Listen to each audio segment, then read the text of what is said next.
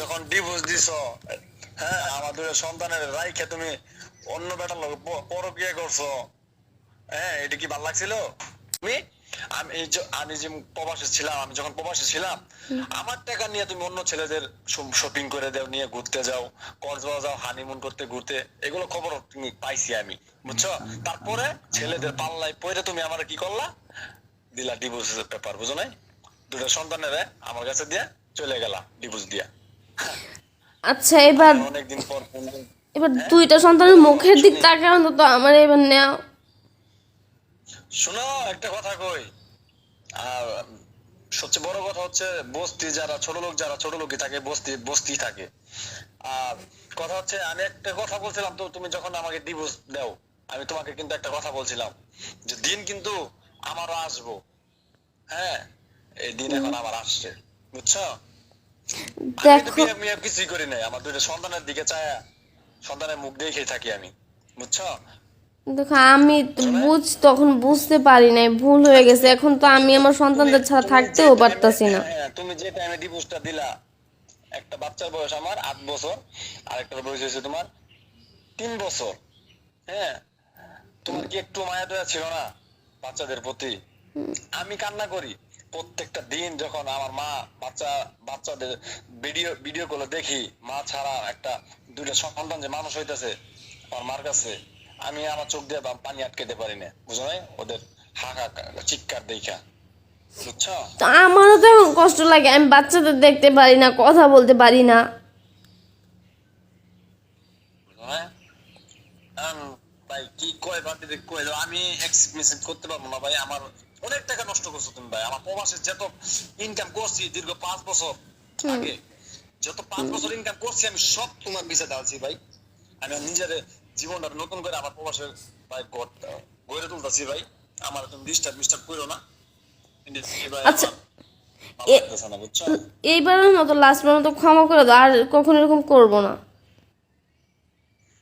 ক্ষমা নাই, এই এই ভুলের কখনো ক্ষমা নাই, অন্য কোনো ছেলে কখনো করবে না, করবে? বলছি তখন তো আমার সন্তানদের মুখের দিক তাকাও তো আমার নেও, আমি তো ওদেরকে ছাড়া থাকতে পারতেছি না। না না না না। দেখতে ইচ্ছে হইতেছে বাচ্চাদের, একটু দেখাও না যাই ভিডিও হোক, কলে। না না, আর একটা কথা, ডিভোর্স হওয়ার পর মানুষ, তুই কেমন মা দেখ, তুই কেমন মা, মানুষ তো সন্তানের প্রতি একটু ভালোবাসা থাকে।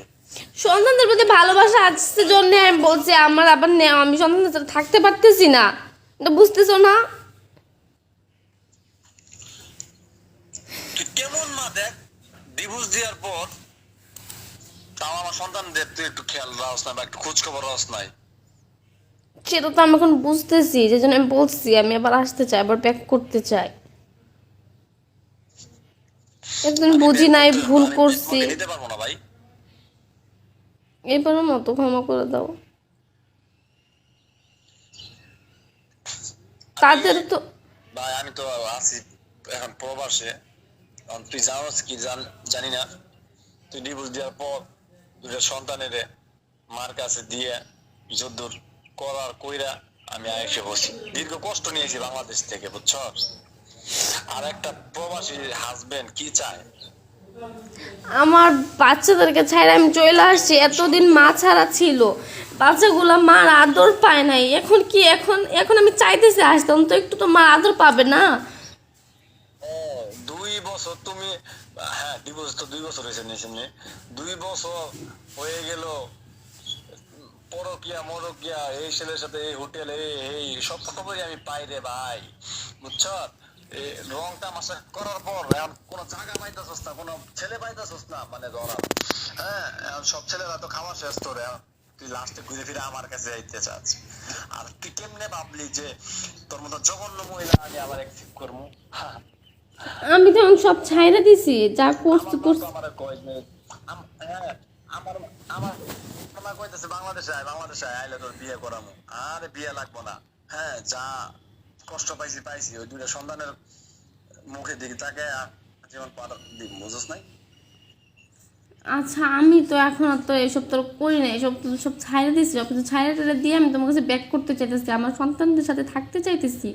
বস্তির বাচ্চা, বস্তির বাচ্চা, বস্তির বাচ্চা, তুই আমার কল দিবি না, তখন ভালো ব্যবহার করলাম আমি ভাই।